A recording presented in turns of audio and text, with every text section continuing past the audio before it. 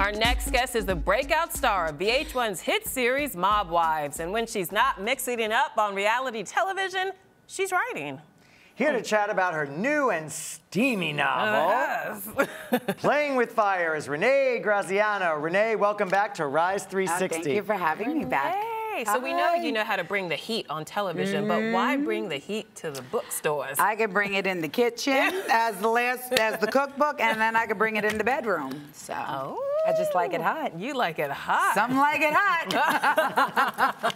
It was a way for me to deal with a lot that was going on in my life. And between relapse, recovery, and trying to stay in recovery, the best thing for me was not to date, so that meant no sex. So it was like, okay, I'm a grown woman, I'm 44.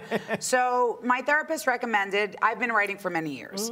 So my therapist recommended that I took the next step and then talked about things that I couldn't do, that I wanted to do, things that I was never allowed to say out loud growing up as my father's daughter. So there you go, Playing with Fire. So this book is out just You were like, in time. Yeah, I'm ready for this. This book is just in time for a steamy beach read. Yes. Actually, USA Today says it's a great read. It's a great summer book. I'm banging on the book like a little kid. Tell us more about Renee Grazi and the man who is attempting to kill her. Yes. Well, Any characters that come to mind? I don't know. Rain is just Renee Graziano. We took the A-N-O off. That was it. And her name is actually, it started as Reign Supreme. For me, it started many years ago because that was like an alter ego. It was like this woman who can reign and supreme and do it with such confidence.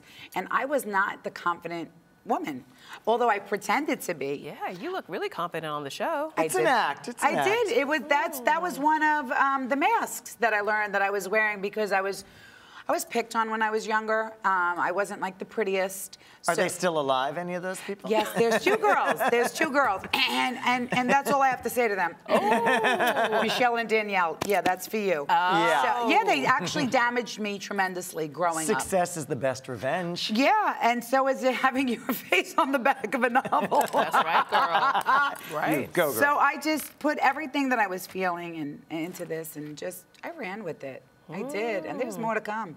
Now, in the book, you describe Renee as someone who, quote, knew dangerous men her whole life. They'd been there. Godfathers, uncles, cousins. Her sixth sense was geared toward feeling the difference between people who made the rules and those that broke them.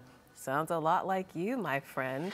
Okay, so I wrote it. I read it 3 times, and I'm starting to realize I'm very much, this might be a lot more like me than I thought.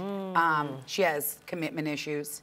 I definitely am finding out that I have commitment issues. And it's not just out of fear or not being able to trust because of everything that's happened. It's because men have made it so hard for women. Men are dogs. Yeah, it's a shame because women could be too. Let me tell you something. There are some women that do some very dirty, dirty things. And I mean, to each his own. And they're in the show with you, some of them. Oh, I love you. Yes, they are. That ear just went up. You know who you are. Yeah, we know. Anyway. We watch. Yeah, anyway. So, I lost train of thought. That was so good. Philip does that to you, right? You're talking, and Philip will say something and take you someplace else. But let's circle back. Go, so circle this back. character is more like you than you ever thought. Absolutely. Initially, all right. Yeah, the trust issue is a really big factor for me. I mean, let's be honest and real. We know that I have had issues with my ex-husband, which are fear. Yeah. So writing about somebody that wants to kill me isn't so far-fetched because we know that he's threatened. So that fear does exist. So that was kind of easy for me to do. It's just how are we going to channel it and make it sound right and not make it sound too much like you. But as much as we try not to make it sound like me, it is a little bit more like me than I thought. But that's okay. We see you on Mob Wives, and we see the life that you lead there, which is part real and part made up for camera. Did you have any idea? No, Renee's not. I wish it was. I wish it was made up. I've hung with Drita, and so I've seen it. But Renee's life is real. Yeah, that's Drita. No. We're talking about me. Right. So I have the credentials. I come with it. I was born this way.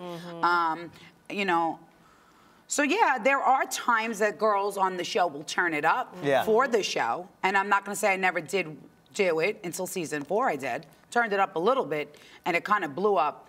You know, it went back to the whole thing with the guy. Yeah. The word, it was not the word delicious. It was a matter of respect that, you know, maybe I got a little bit angrier than I should have, but that's where it exploded. That was the one time and only the one time I ever did, and I will admit that.